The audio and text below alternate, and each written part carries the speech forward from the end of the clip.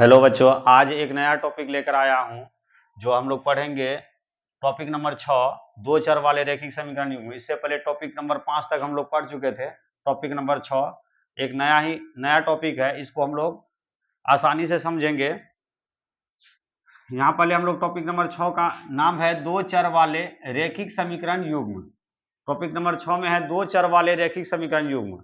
तो दो चर वाले रैखिक समीकरण युग्म किसको बोला जाता है? रैखिक समीकरण किसको कहते हैं? रैखिक समीकरण उसको कहते हैं जिसका घात एक हो, जिसका घात एक के बराबर हो। जिसका घात एक के बराबर होगा उसको हम लोग रैखिक समीकरण युग्म बोलेंगे। तो रैखिक समीकरण युग्म हमेशा दो समीकरण रहता है। रैखिक समीकरण का दो समीकरण, जैसे यहाँ 2x प्लस 3y बराबर 5, 9x प्लस 6y बराबर 7। तो यहाँ समीकरण एक और समीकरण दो, ये दोनों को मिलाकर हम लोग बोलेंगे रैखिक समीकरण। रैखिक समीकरण युग्म, ये दोनों को मिलाकर हम लोग बोलेंगे रैखिक समीकरण युग्म। तो आज हम लोग इसी पर चर्चा करने वाले हैं, रैखिक समीकरण युग्म को किस प्रकार से हम लोग हल कर सकते हैं। तो हम लोग कुछ इसका चुनिंदा मतलब टॉपिक को लेकर आए हैं, जिसको समझकर हम लोग आसानी से 2 से 5 मार्क अपना बोर्ड एग्जाम में फिक्स कर सकते हैं। तो सबसे पहले हम लोग इसको हल करने के लिए कुछ रूल है, कुछ केस है, इसको हम लोग पढ़ते हैं, जिसकी मदद से हम लोग ऑब्जेक्टिव भी सॉल्व कर सकते हैं। तो यहाँ पर हम लोग पहला केस देख रहे हैं, केस नंबर 1। तो केस नंबर 1 को याद रखने के लिए सबसे पहले हम लोग को क्या रखना पड़ेगा याद? a1/a2, इसको पढ़ते हैं a1/a2 इज इक्वल नॉट। यहाँ पर जो बराबर को अगर काटा हुआ रहेगा तो इज इक्वल नॉट, अगर बराबर है तो इज इक्वल बोलते हैं और इसको इज इक्वल नॉट बोला जाता है। तो a1/a2 is equal not b1/b2 हो। तो ऐसा अगर यदि जहां दिखाई पड़े तो हम लोग को दिमाग में सेट करना है कि ऐसा वाला जहां काटा वाला अगर समीकरण आए तो हम लोग समझ जाएंगे कि उसका हल जो होगा वो अद्वितीय हल होगा। तो ऐसे समीकरण का अद्वितीय हल होगा और रेखा जो है इसका प्रतिच्छेदी होगा। ऐसा रेलवे डब्बा का हम लोग सबसे पीछे वाला बोगी में देखते हैं, ऐसा वाला चिन्ह बना हुआ, इसको हम लोग बोलते हैं प्रतिच्छेदी। मतलब दो रेखा एक दूसरे को प्रतिच्छेद करने वाला होगा।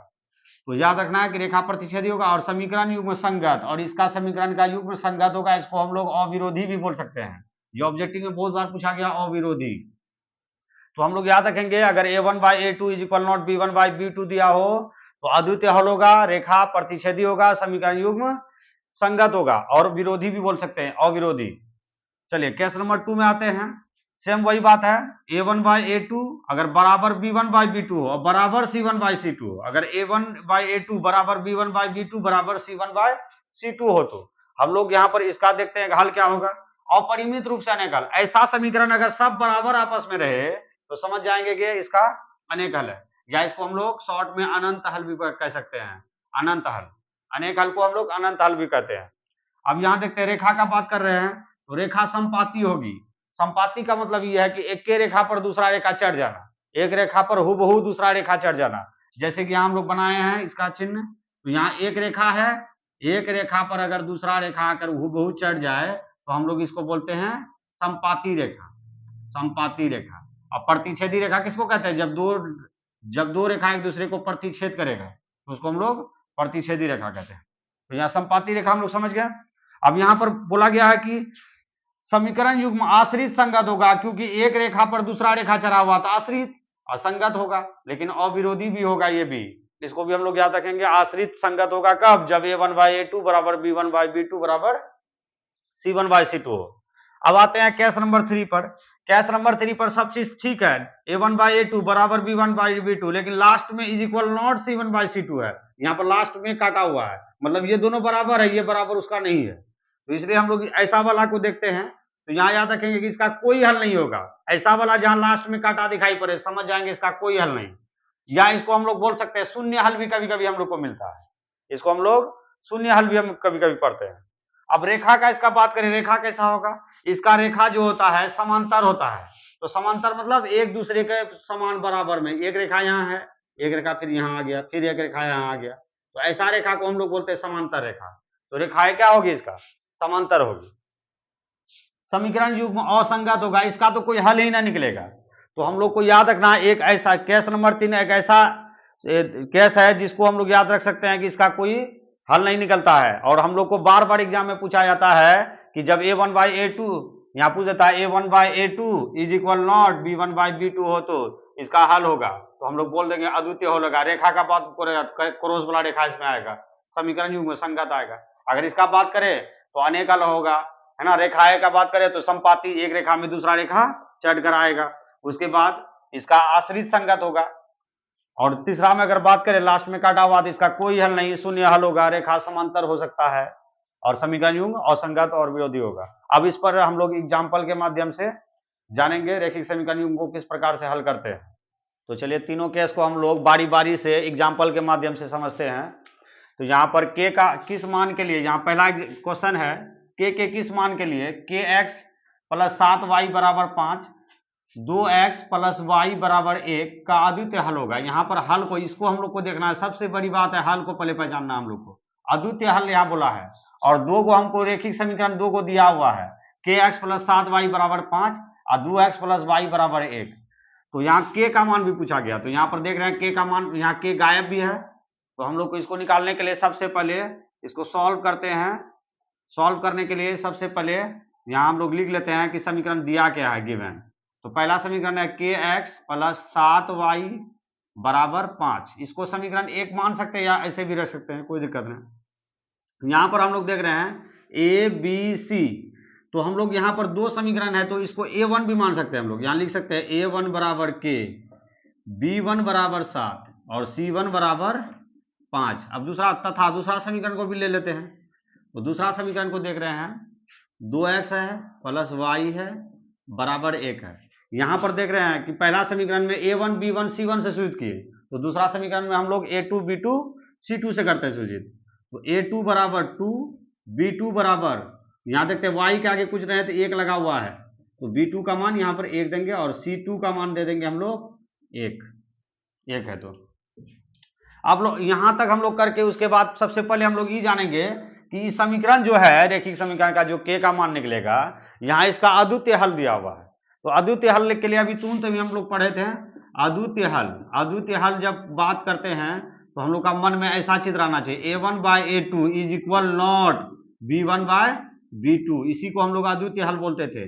याद होगा कि ऐसा हम लोग पढ़े हुए हैं। तो यहाँ पर लिख देंगे चूंकि समीकरण युग्म का अद्वितीय हल है, युग्म का अद्वितीय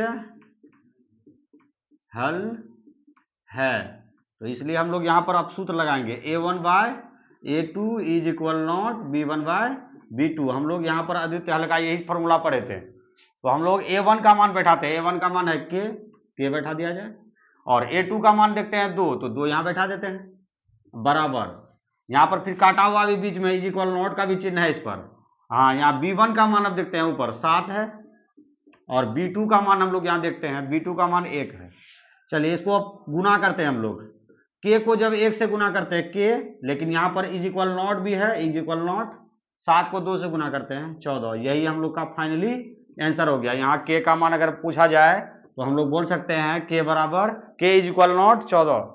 तो चलिए इस पर हम लोग और एक क्वेश्चन को देखते हैं। अगला क्वेश्चन k का मान से रिलेटेड है। तो k का किस मान के लिए समीकरण निकाय kx प्लस 10y बराबर 0 तथा 2x प्लस 5y बराबर 0 का शून्योत्तर हल होगा। तो सबसे पहले यहाँ पर हम लोग देखते हैं हल वाला जो यहाँ बोला गया है शून्योत्तर हल। तो शून्योत्तर हल को हम लोग और एक बार जानते हैं, कोई हल नहीं, हम लोग पढ़े थे कोई हल नहीं, इसको हम लोग कोई हल नहीं भी बोल सकते हैं। तो इसके लिए हम लोग सबसे पहले जानते हैं, यहाँ से सबसे पहले सॉल्व करते हैं। इसको सॉल्व करने के लिए हम लोग को पहले दोनों समीकरण को उतारना पड़ेगा। दोनों समीकरण पहले क्या है, kx प्लस 10y बराबर 0। तो यहाँ पर a1 इसको बोल सकते हैं, पहला वाला को a1 बराबर k, b1 बराबर 10 और c1 अगर बोले तो 0। अब यहाँ पर और एक समीकरण है तो इसलिए इसको उतारेंगे दूसरा समीकरण को, 2x प्लस 5y बराबर 0। यहाँ पर हम लोग इसको a2 बोल सकते हैं 2, x का गुणांक लिखेंगे, यहाँ y का गुणांक, b2 5 और c2 अगर बोले तो फिर 0 है। तो सबसे पहले अब हल का बात करते हैं। हल क्या दिया हुआ है यहाँ, शून्योत्तर हल। अब इसके बारे में एक बार हम लोग समझते हैं। शून्योत्तर हल, शून्योत्तर हल को हम लोग बोलते हैं कोई हल नहीं, कोई हल नहीं। तो इसके लिए फॉर्मूला हम लोग पढ़े हैं A1/A2 बराबर B1/B2, लेकिन लास्ट में इसका काटा हुआ था C1/C2 लिखकर, यहाँ पर लास्ट में काटा हुआ था। बस यही फॉर्मूला हम लोग को यहाँ यूज करना है। तो इसको यूज करेंगे तो यहाँ लिख देंगे कि शून्योत्तर हल है, चूंकि शून्योत्तर हल है तो हम लोग को शून्योत्तर हल से याद रखना है कि शून्योत्तर हल को हम लोग कोई हल नहीं बोलते हैं, तो कोई हल नहीं का यहाँ फॉर्मूला लगाएंगे। A1/A2 बराबर B1/B2, फिर यहाँ पर लगा देंगे C1/C2। A1/A2 तो यहाँ A1/A2 B1/B2 is equal not C1/C2, जैसे हम लोग यहाँ देख चुके हैं इज इक्वल नॉट लगा हुआ, तो यहाँ इज इक्वल नॉट लगाना है। तो यहाँ पर देख रहे हैं कि A1 का मान है यहाँ के, तो यहाँ के लगा दिए। A2 का मान यहाँ पर है 2, तो यहाँ पर 2 लगा दिए, बराबर देंगे। अब B1 का मान देख रहे हैं यहाँ पर 10 है, तो यहाँ पर 10 भर दिए। B2 का मान है यहाँ, B2 का मान 5 है, यहाँ 5 लगा दिए। और इज इक्वल नॉट C1 का मान यहाँ पर देख रहे हैं 0 है, इसमें भी 0 है। अब यहाँ हम लोग को समझना है कि के किधर है। के जब यहाँ है तो के, ये दोनों से मेरा के का मान निकल सकता है, तो उधर जाने का कोई जरूरत नहीं है। तो हम लोग यहीं से इसको बनाने के लिए काम करते हैं। तो के को 5 से गुना कर देते हैं, तो 5 के 10 को 2 से गुना कर देते हैं, कोना को नहीं गुना, 10 दूना 20। अब उधर से हमको कोई मतलब नहीं, यहाँ से हम लोग काम करेंगे। 5 से अगर 20 को कटाते हैं तो 4 बार में, तो इसलिए के बराबर 4, ये मेरा फाइनली आंसर हुआ। और यहाँ पर हम लोग इसी प्रकार से कोई हल नहीं दिया हुआ है, तो हम लोग को यहाँ से और एक आ सकता है कि यहाँ से हम लोग एक देख सकते हैं, दो हल के बारे में हम लोग पढ़ चुके हैं। अपरिमित रूप से अनेक हल होते हैं, तो उसके बारे में भी हम लोग एक हिसाब को जानते हैं। तो हम लोगों ने केस 1 और केस 2 के बारे में अच्छा से हम लोग उसमें हिसाब और उसका एग्जाम्पल से समझे थे। तो आज हम लोग के किस मान के लिए हिसाब है, के किस मान के लिए, यहाँ बोल रहा है के किस मान के लिए समीकरण निकाय x + 2y = 7 और 2x + ky = 14, दो समीकरण दिया हुआ, यहाँ संपाती बोला गया। तो संपाती को हम लोग यहाँ पकड़ेंगे, संपाती से हम लोग समझते हैं। तो संपाती को हम लोग बोलते हैं अपरिमित रूप से अनेक हल। अपरिमित रूप से अनेक हल। अनेक हल के लिए हम लोग एक फॉर्मूला पढ़े हैं, अनेक हल, इसी को हम लोग संपाती भी बोलेंगे। रेखा कैसा होता है इसका, संपाती होता है। तो इसका होता है A1/A2 बराबर B1/B2 बराबर C1/C2, सब बराबर आपस में। इसको हम लोग अनेक हल बोले या संपाती बोले, क्या कि रेखा संपाती था अनेक हल, इसको पहचानना पड़ेगा थोड़ा हम लोग। चलो इसको सॉल्व करते हैं। जब सॉल्व करते हैं तो फिर वैसे ही सेम, सबसे पहले हम लोग को इसका समीकरण लिखना पड़ेगा, x + 2y = 7। यहाँ तोड़ देंगे, A1 बराबर 1, B1 बराबर 2, C1 बराबर 7, 8 और एगो तथा देते हैं यहाँ, और एगो समीकरण है 2x + ky बराबर यहाँ 14 लिखा हुआ है। तो यहाँ पर हम लोग A1 B1 C2 A1 B1 C1, अब यहाँ पर A2 का बात करें 2, B2 का बात करें तो k, और C2 का अगर बात करें तो 14 है। तो हम लोग का यहाँ संपाती होगा, तो यहाँ लिख दिए चूंकि संपाती है, यहाँ लिख दिए चूंकि संपाती है, इसका रेखा संपाती है। संपाती के लिए सूत्र पढ़े हैं A1/A2 बराबर B1/B2 बराबर C1/C2। तो संपाती के लिए हम यही हल पढ़े हैं कि सब आपस में बराबर होता है। तो सबसे पहले A1 का मान हम लोग देख लेते हैं 1, A2 का मान हम लोग का पास है 2, बराबर देंगे। B1 का मान है 2 और B2 का मान है k, तो k बैठा दिए। C1 का मान देखते हैं 7 है और C2 का मान 14 है दिया हुआ। चलिए यहाँ कटा सकते हैं, 7 एकम 7, 7 दूना 14।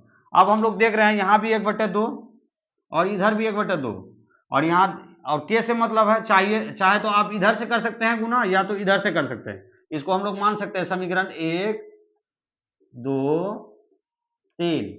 अब ये के वाला को या तो समीकरण 1 वाला से 2 वाला से काम कर दीजिए, या तो समीकरण 2 वाला का 3 वाला से काम कर दीजिए। तो हम एक के को कोई करके देखते हैं, समीकरण 1 तथा 2 से। समीकरण 1 तथा 2 से अगर आप चाहते हैं कि समीकरण 2 तथा 3 से, तो समीकरण 2 तथा 3 से यहाँ लिख देंगे। तो समीकरण 1 तथा 2 से मैं यहाँ बना रहा हूँ, 1/2 है यहाँ पर समीकरण 1, 1/2 लिख दिए, और यहाँ पर है 2/k, समीकरण 2 है 2/k। तो इसको हम लोग क्रॉस मल्टीप्लीकेशन गुना करते हैं, कोना कोनी इसको गुना कर सकते हैं, k गुना 1 k और 2 गुना 2 4, इसका भी फाइनली आंसर 4 आ गया।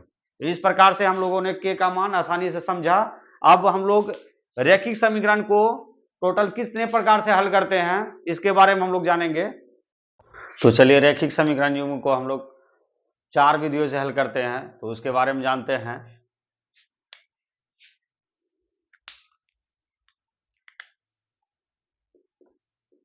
रैखिक समीकरण युग्म को हल करने की विधियां। ऐसे हम लोग रैखिक समीकरण युग्म को हल जो करते हैं ये टोटल 4 विधि से करते हैं। रैखिक समीकरण युग्म को हम लोग 4 विधि से हल करते हैं। तो यहाँ 4 विधि में पहला विधि है प्रतिस्थापन विधि। दूसरा है विलोपन विधि। तीसरा है वज्र गुणन विधि। चौथा है ग्राफीय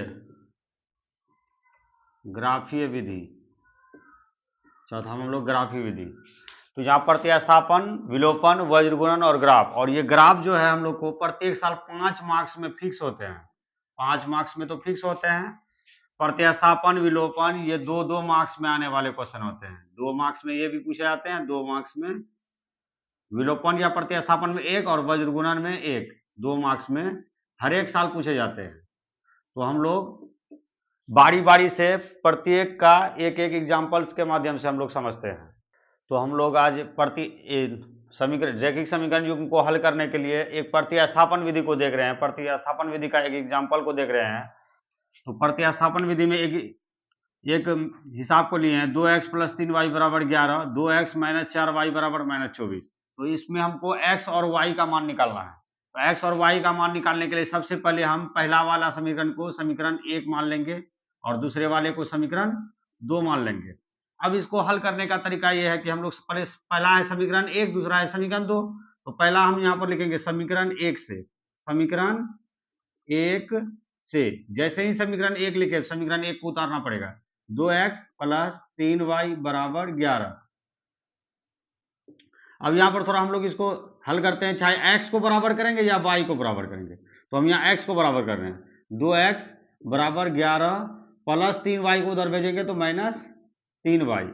अब इसलिए यहाँ पर x को बराबर कर रहे थे, 2 भी गुना में है तो 2 कैंसिल हो जाएगा भाग में, इसलिए x = 11 - 3y / 2। यहाँ पर देख रहे थे समीकरण 1 समीकरण 2, तो इसको हम लोग समीकरण 3 मानकर चलते हैं। अब समीकरण 1 का काम हो गया, अब समीकरण 2 का काम करते हैं। समीकरण 2 में यहाँ जो x निकला है वही ये x को समीकरण 2 में डालते हैं। समीकरण 2 में x का मान रखने पर हम लोग समीकरण 2 में x का मान पुट करते हैं। समीकरण 2 है 2x - 4y = -24। तो यहाँ देख रहे हैं x का मान डालना है तो x का जगह यहाँ है तो 2 को यहाँ रहने देते हैं। चलिए यहाँ पर x का मान भरते हैं, 11 - 3y / और यहाँ 2 है तो 2 लगा दिए, और यहाँ बचा माइनस का 4y बच गया बराबर -24 था इधर।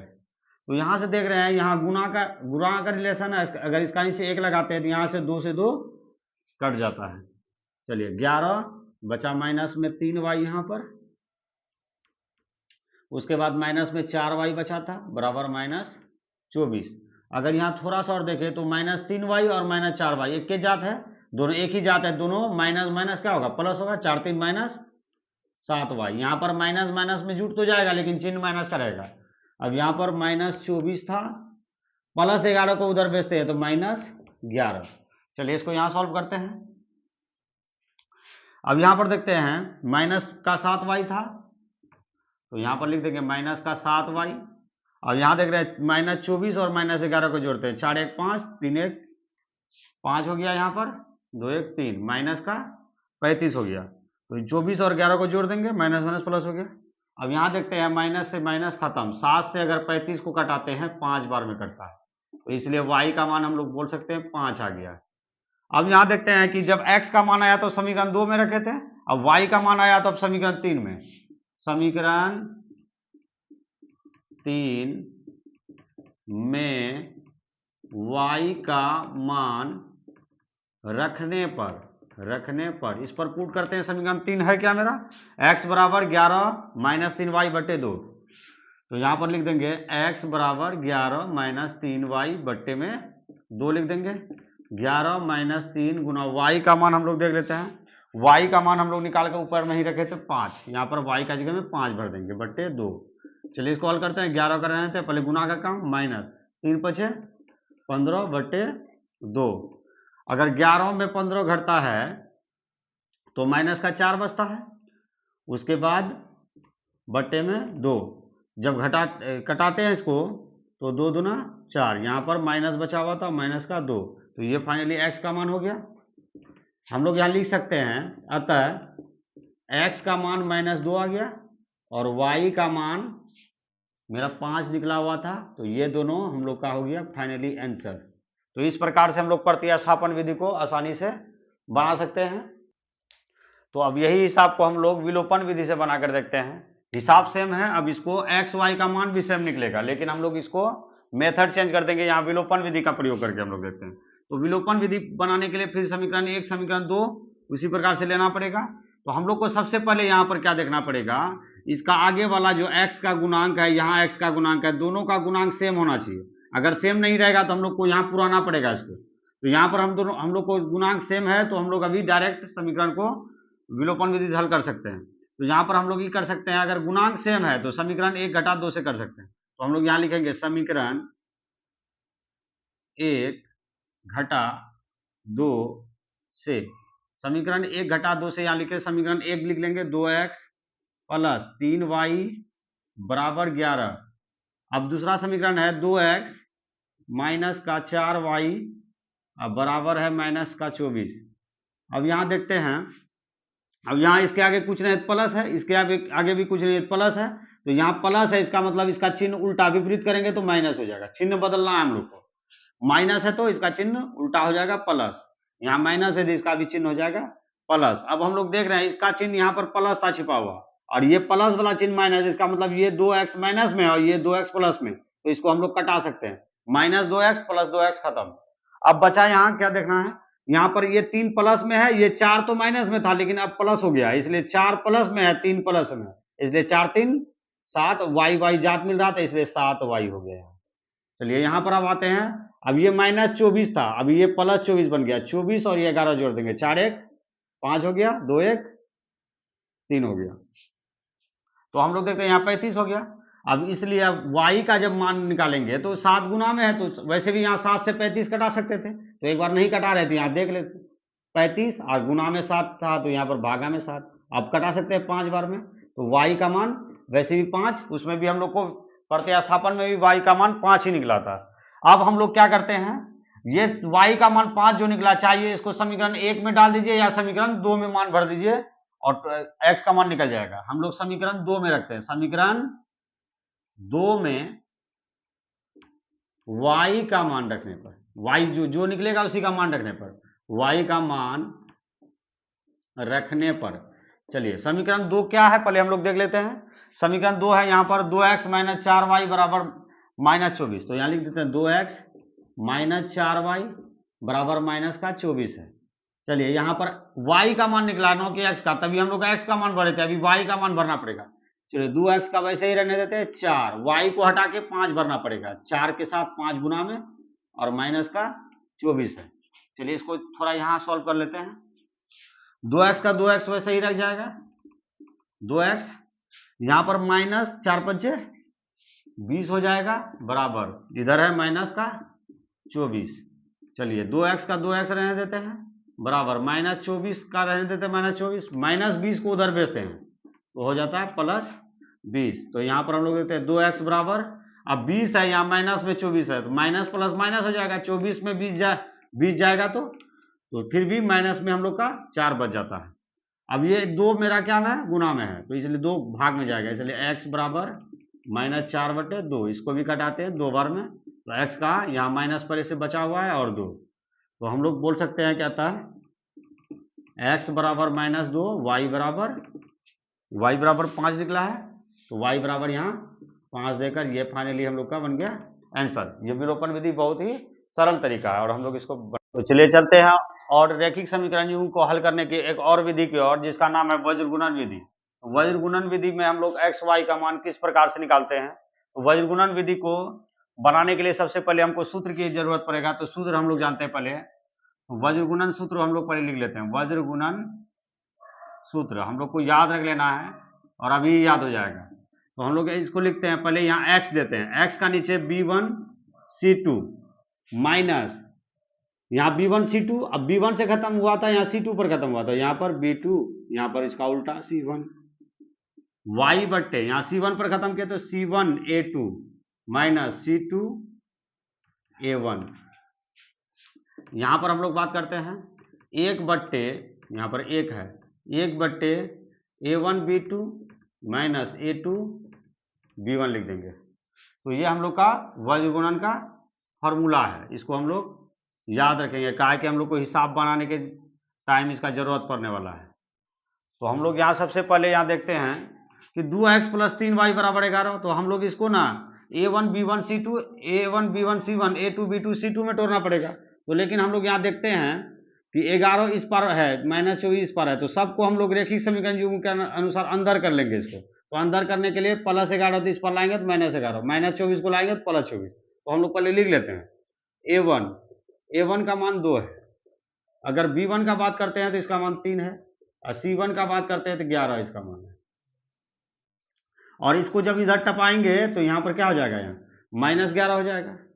यहाँ पर a2 का बात करते हैं 2, अगर b2 का बात करते हैं तो -4 है, अगर c2 का बात करते हैं तो -24 को इस पर टपाएंगे तो यहाँ प्लस में 24 हो जाएगा। इसको हम लोग को ध्यान रखना है, मैं प्लस 11 था इस पर लाई इसीलिए 11 -11 हो गया, तो ऐसा कंफ्यूजन नहीं होना है कि यहाँ पर 11 था यहाँ -11 लिख दिया गया। तो यहाँ हम लोग, तो जब टोरा चले जाएगा तो उसके बाद हम लोग वज्र गुणन सूत्र पर आएंगे। वज्र गुणन सूत्र हम लोग पढ़ के यहाँ रखे हैं, तो वज्र गुणन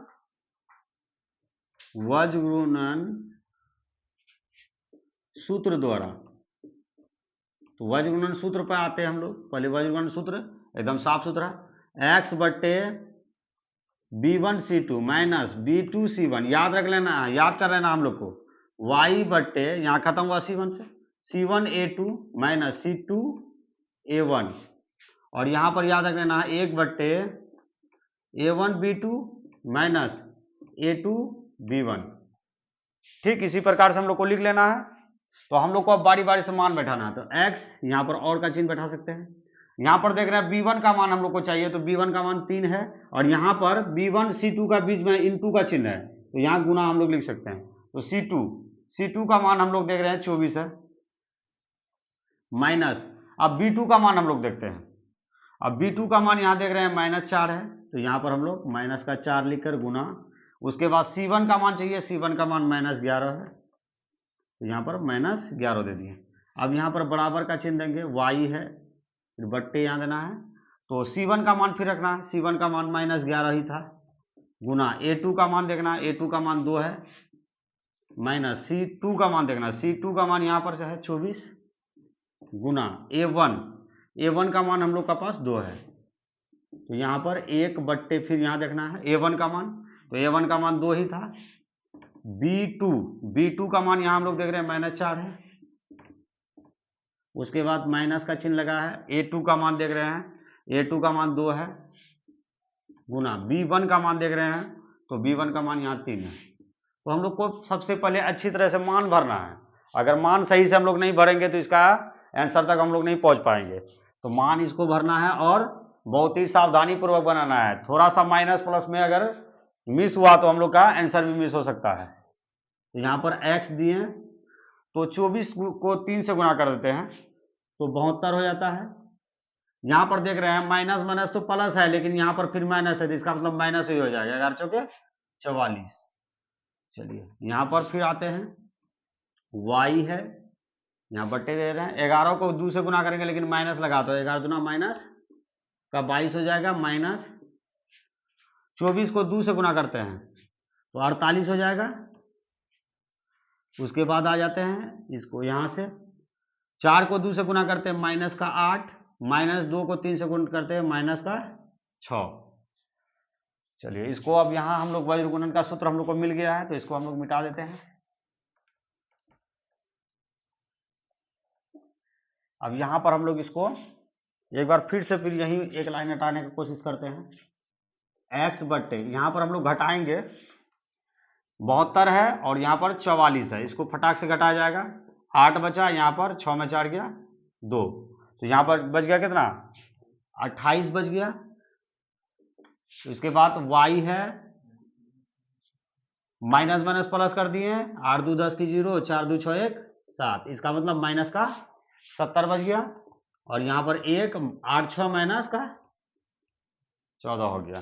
तो यहाँ पर हम लोग देख रहे हैं कि यहाँ ये दोनों इसको घटा दिए, यहाँ पर ये दोनों जुड़ गया, ये भी जुड़ गया। अब यहाँ देखते हैं x बट्टे 28 y बट्टे माइनस 70, अब कोई जोड़ने घटाने के लिए है ना, तो अब हम लोग यहाँ पर सिंपली सी इसको हम लोग समीकरण मान लेंगे। इसको समीकरण 1 मान लेंगे, यहाँ इसको समीकरण 2 मान लेंगे, इसको समीकरण 3 मान लेंगे। तो इसको समीकरण 1 2 3 इसलिए दिया गया कि x को भी हम लोग 1 वाला से कंपेयर करेंगे, y को भी 1 वाला से कंपेयर करेंगे। तो x वाला को समीकरण 1 बोलते हैं और 1 वाला को समीकरण 3 बोलते हैं। तो यहाँ इसको हल करते हैं हम लोग, तो समीकरण 1 और 3 को कंपेयर करके देखते हैं।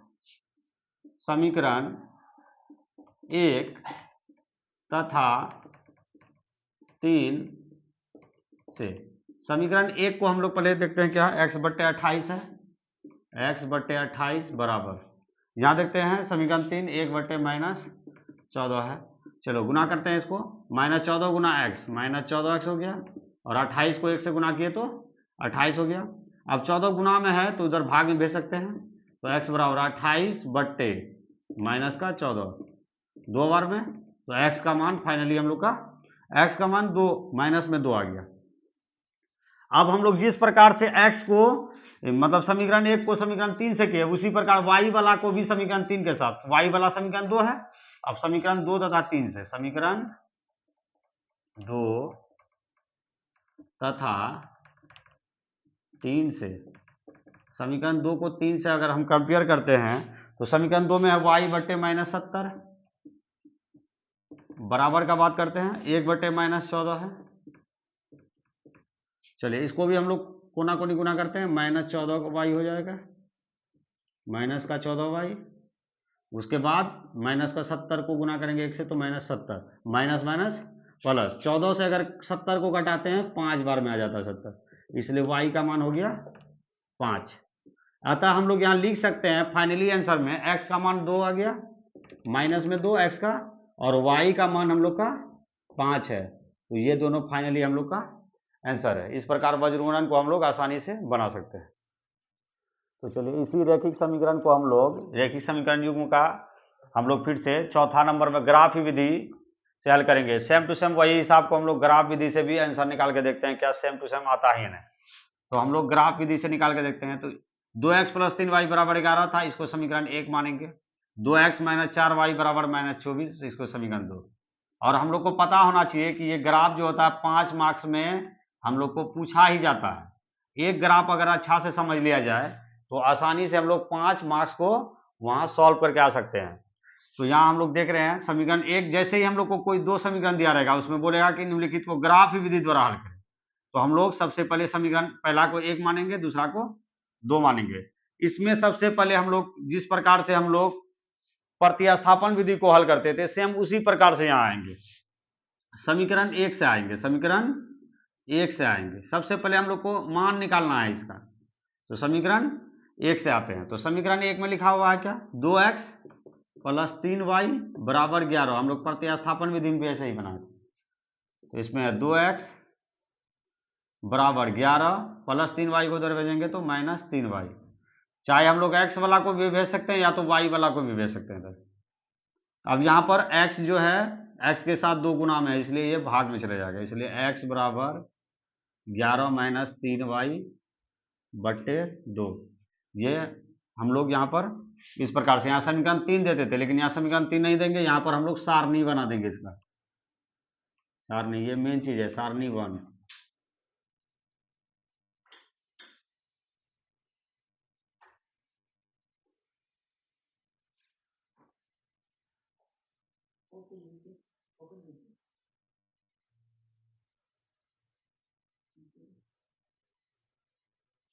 तो हम लोग यहाँ सारणी भरते हैं। तो सारणी भरने के लिए हम लोग सबसे पहले यहाँ देख रहे हैं 11 माइनस 3y बटे 2। अगर इसका y का मान हम लोग सोच कर अगर डालें तो यहाँ तीन मान डालना है। y का यहाँ पर 3 को मान सोचना है, जिससे कि x का मान यहाँ खुद ब खुद आएगा। तो y का मान हम लोग सबसे पहले रख के देखते हैं। जैसे कि x बराबर y का मान हम लोग 1 सोच के देखते हैं। तो y का मान अगर 1 सोच के देते हैं तो यहाँ x बराबर है 11 माइनस 3। y का जगह हम क्या भर सकते हैं? 1 भर सकते हैं। अब बट्टे नीचे में 2 है, तो इसको हल करते हैं। 11 माइनस 3 बट्टे 2, 11 में 3 जाएगा तो 8 बटे 2, 2 से कटाएंगे तो 4। तो अगर y का मान 1 रखते हैं तो फाइनली इसका आंसर आता है 4। तो यहाँ पर 1 रख दिए, यहाँ पर x का आएगा 4। अब यहाँ पर हम लोग y का मान बदल के देखते हैं। y का मान हम लोग 3 रख के देखते हैं। 2 अगर रख के देखते हैं, गुना भी कर सकते हैं। 2 तिया 6, 11 में 6 गया तो 5, 2 से कटेगा ही नहीं, इसलिए 2 नहीं रखेंगे, 3 रख के देखते हैं एक बार। x बराबर 11 माइनस 3y, y का जगह हम लोग 3 रख के देखते हैं। 3 बटे 2, 11 माइनस 9 बटे 2, 11 में 9 गया, 11 में 9 गया तो 2 बटे 2, कटाएंगे तो 1। इसका मतलब 3 रखेंगे तो 1 आंसर देगा। तो y का जगह में हम लोग 3 रखे तो 1 दिया। चलिए y का मान 3 रख दिए। अब y का मान और आगे बढ़ा के देखते हैं। y का मान अगर 4 रखते के देते हैं, 4 तिया 12, यहाँ पर नहीं होगा। 5 रख के देखते हैं, 5 तिया 15, तो 11, 15 में 11 गया तो 4 हो जाएगा। y का मान 5 रख के देखते हैं, y बराबर 5। तो इसको जब भरते हैं हम लोग, x बराबर 11 माइनस 3 गुना 5 बट्टे 2, तो 11 माइनस 15 बट्टे 2, तो 15 में 11 घटेगा तो माइनस 4 बटे 2, तो माइनस इसका 2। तो y का मान अगर 5 रखते हैं तो x का मान फाइनली माइनस 2 देता है। तो यहाँ पर y का जगह में 5, यहाँ पर माइनस 2। तो ये हम लोग को समझ में आया होगा। तो इसी प्रकार से हम लोग समीकरण 2 का भी सारणी निकालेंगे। तो समीकरण 2 से यहाँ लिख देते हैं, समीकरण 2 से, समीकरण 2 है 2x माइनस 4y बराबर माइनस का 24 है। तो इसको हल करते हैं। 2x बराबर माइनस 24 और प्लस का 4y इधर चले जाएगा, इसलिए x बराबर करेंगे तो माइनस 24 प्लस 4y बट्टे 2 है। तो अब यहाँ हम लोग सारणी इसका ही लिख देते हैं, सारणी, इसका सारणी भरेंगे हम लोग, सारणी 2। तो सारणी 2 भरने के लिए सेम, यहाँ पर x है, यहाँ पर y है। चलिए इसको हम यहाँ मिटा के हम लोग फिर से सारणी देखते हैं भर के। अब यहाँ देख रहे हैं, यहाँ माइनस 24 है, 2 इसको 2 से कटना भी चाहिए। जो यहाँ से गुना होके उसके बाद जोड़ घटा करके 2 से फिर कटना भी चाहिए। अगर y का मान हम लोग 0 रख के देखते हैं, y बराबर अगर 0 रख के देखते हैं, 0 को 4 से गुना करेंगे तो 0, और उसका बाद 24 को भागा देते हैं 2 से, तो 11 बार में हम लोग का 12 बार में हम लोग का 24 आता है। अगर यदि और इससे कम मान करना है, तो अगर यदि हम लोग अगर x का मान छोटा रखने के लिए यहाँ पर y का मान हम लोग को बड़ा करना पड़ेगा। y का मान अगर 4 रखते हैं तो 4 चौक 16, 16 में 24 घटाएंगे तो यहाँ देखते हैं, यहाँ पर y का मान 4 रख के देखते हैं। तो यहाँ पर हम लोग लिख देंगे समीकरण x बराबर -24 प्लस 4 गुना 4/2। यहाँ इसको हम लोग को रखना है। अब यहाँ से देखते हैं, -24 4 चौके 16/2, 24 में 16 गया तो -8/2, तो यहाँ पर -4 आ रहा है। तो यहाँ पर y का मान 4 लिए, लेकिन x का मान क्या निकला? -4। तो y का जगह में 4, x का जगह में -4। अब हम लोग को इसको मान को हटा के देखते हैं। y का मान हम लोग यहाँ पर 4 वाला देख लेते हैं, y का मान 5 रख के देखते हैं।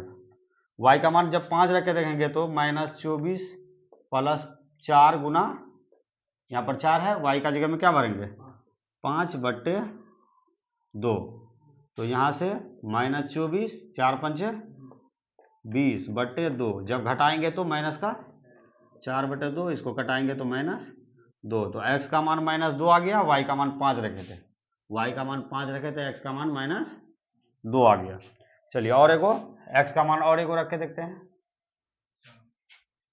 x का मान अगर 6 रख के देखते हैं तो x बराबर हम लोग का था -24 प्लस 4 गुना 6/2, -24 6 चौके प्लस में भी 24/2, -24 प्लस 24 0 हो गया बटे 2, इसका मान 0, यानी x का मान 0, x का मान अगर यदि y का मान अगर यदि 6 रखा जाए तो x का मान 0 देगा। तो y का मान यहाँ पर हम लोग 6 रखे तो x का मान 0 दिया। तो फाइनली हम लोग का दोनों सारणी भर दिए। तो सारणी भरने के लिए थोड़ा हम लोग को मेहनत करना पड़ेगा। मेहनत क्या, थोड़ा हम लोग को संख्या सोचना पड़ेगा। संख्या सोच के उसके बाद बारी बारी से, हमको इतना टाइम इसलिए लगा क्योंकि आप लोग को मैं गुना करके बता रहा था, तो इसलिए टाइम लगा।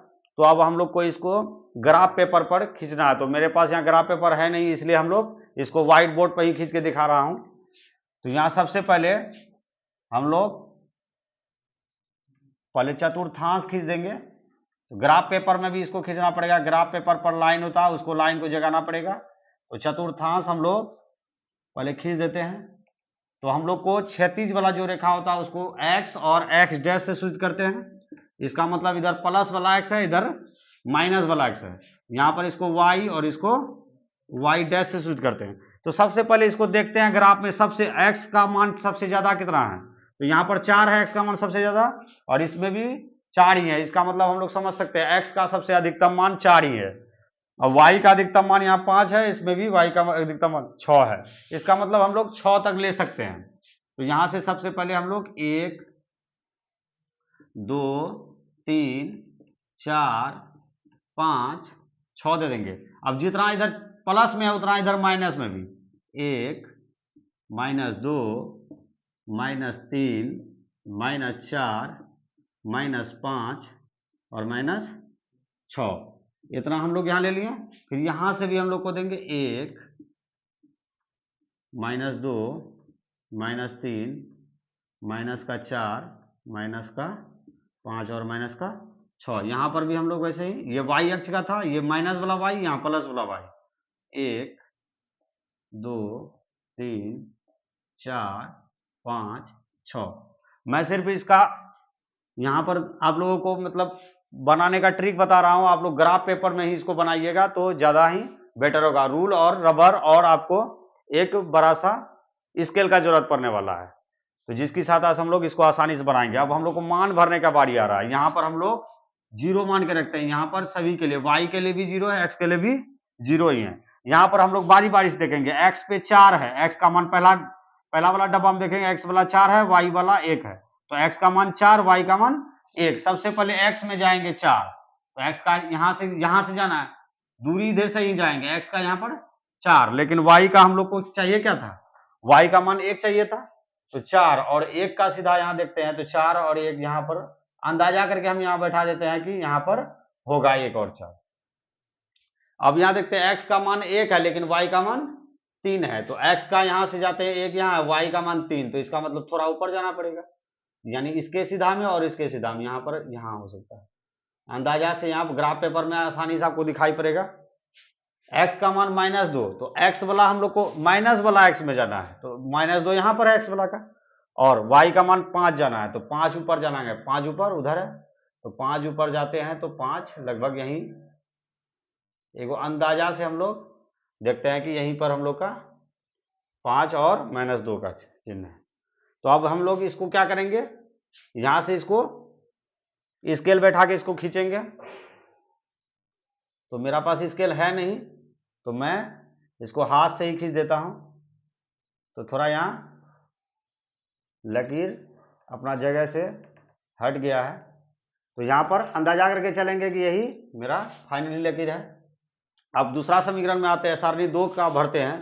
x का मान -4 है, y का मान भी 4 है, तो x में माइनस में 4 और y में भी 4, तो y में भी 4 जाएंगे तो अंदाजा को लगा के यहाँ पर होना चाहिए, और ग्राफ पेपर में आपको आसानी से मिल जाएगा, वहाँ क्रॉस करेगा 2 रेखा। यहाँ आप देखते हैं x का मान -2 है लेकिन y का मान 5, x का मान -2, y का मान 5 पहले से यहाँ पर हम लोग दे के रखे हैं, तो कुछ नहीं, उसको वैसे रहने देंगे। और यहाँ पर x का मान 0 है, y का मान 6, x का मान 0 हम बता चुके थे पहले कि x 0 y के लिए भी यहीं पर है, x के लिए भी यहीं 0, और x का मान 0 है लेकिन y के लिए 6 है, तो y के लिए 6 ऊपर, तो 6 यहाँ ऊपर, तो 6 यहाँ पर है। तो देखते हैं कि ये थोड़ा हम लोग का मिस्टेक कर रहा है यहाँ पर थोड़ा, और यहाँ से ये तीनों मिल रहा है, ये लकीर, ये तीनों को हम लोग आसानी से मिला देंगे। इसको ये तीनों को आसानी से हम लोग जब मिलाएंगे, ये लकीर थोड़ा हम लोग को मिस कर रहा है, तो यहाँ से हम लोग अंदाजा करके बनाए हैं, तो इस प्रकार से इसको भी हम लोग बराबर से मिला देंगे, इसको तीर का निशान बना देंगे। अब यहाँ पर बिंदु का नाम लिखना है, तो यहाँ बिंदु का नाम यहाँ क्या लिखेंगे, यहाँ पर ये ग्राफ प्रतिच्छेद कर रही है, यहाँ पर प्रतिच्छेद कर रहा है हम लोग का, तो यहाँ पर सबसे पहले लिखेंगे ये 4 पर है, और जो x वाला होता है उसको आगे लिखा जाता है, जो y वाला होता है उसको पीछे, आगे वाला को भुज, पीछे वाला को कोटि बोलते हैं, इसलिए भुज वाला को आगे रखते हैं। 4 और ये 1 पर था, इसलिए यहाँ 1 लगा दिए। यहाँ पर इसको देखते हैं, ये 1 पर था और 3 पर था, 1 और 3 लिख दिए, 1,3 यहाँ बोलेंगे। यहाँ पर देख रहे हैं इसको 4 पर था और -4 पे था, तो -4 पे था, -4 पे था और 4 पे था। और यहाँ हम लोग देख रहे हैं जहाँ कटा था, यहाँ सही से तो नहीं कट रहा है क्योंकि हम लोग यहाँ हाथ से बनाए हैं, ग्राफ में बिल्कुल आपको दिखाई पड़ेगा, ये जो है 5 पे कटा है और माइनस यहाँ पर से मिला के देख लेते हैं हम लोग कहाँ पर कटा है, 5 पे कटा और -2 पर, यहाँ से पता चल रहा है कि यहाँ कटा है, यहाँ बहुत ही ज़्यादा एक थोड़ा सा, तो यहाँ पर कटा है हम लोग का, तो ध्यान देना इस पर, ये -2 पे कटा है और 5 पे कटा है, तो यहाँ पर हम लोग लिख देंगे -2,5, तो -2,5 पे कटा है। और यहाँ से यहाँ जो क्रॉस करेगा जहाँ से आएगा, तो आगे वाला को हम लोग बोलते हैं x, पीछे वाला को, इसका बगल वाला को y। भुज कोटि का अगर मान आप लोग को पता होगा तो पता होगा कि x वाला को भुज, y वाला को कोटि। जब इतना कर देंगे उसके बाद ये समीकरण का नाम हम लोग लिखेंगे, ये समीकरण पहला वाला लेकिन यही था, तो पहला वाला का नाम है 2x + 3y = 11। सजाने के लिए हम लोग लिख सकते हैं इसको, इधर हम लोग लकीर इसको बढ़ाया हुआ रहेगा, तो यहाँ पर लिख सकते हैं 2x + 3y = 11, समीकरण 1 लिख सकते हैं। अब ये समीकरण 2 है, समीकरण 2 का यहाँ है 2x - 4y = -24, समीकरण ये 2 है। अब इतना हम लोग करने के बाद उसके बाद फाइनली आंसर की ओर जाते हैं, आंसर लिखना है, तो चाहे किसी भी कॉलम, किसी भी चतुर्थांश में जाके हम लोग लिख सकते हैं, जहाँ जगह रहेगा, तो हम लोग यहाँ लिखते हैं, अतः दी गई समीकरण युग्म द्वारा ग्राफ खींचा जो एक प्रतिच्छेदी रेखा है, ये एक प्रतिच्छेदी रेखा है, यहाँ पर जो कटा एक प्रतिच्छेदी रेखा है, तो जब प्रतिच्छेद कर रही है तो प्रतिच्छेदी बिंदु का नाम हम लोग लिख सकते हैं, -2 पर और 5 पर कर रहा है, तो -2x का मान है, y का मान 5, तो लिख सकते हैं अतः, यहाँ अतः लिख सकते हैं x बराबर जो है -2 है और y का मान जो है 5 है। वैसे भी हम लोग चारों मेथड से जब बनाया गया तो हम लोग देखे ग्राफ, सबसे पहले प्रतिस्थापन में जब बनाए तो उसमें भी x का मान -2 और 5 निकला था, जब विलोपन में बनाए तो उस पर भी x का मान -2 और 5 निकला था, अब वज्रगुणन से भी हम लोग बनाए तो x का मान -2 और 5 निकला था, और अभी लास्ट ग्राफ विधि से जब हम लोग बनाए तो x का मान -2 और y का मान 5 है। तो ये बहुत ही इजी टॉपिक है, इसको हम लोग बार बार रिवाइज करने से हम लोग को आसानी से आ सकता है और कम समय में इसको बना सकते हैं।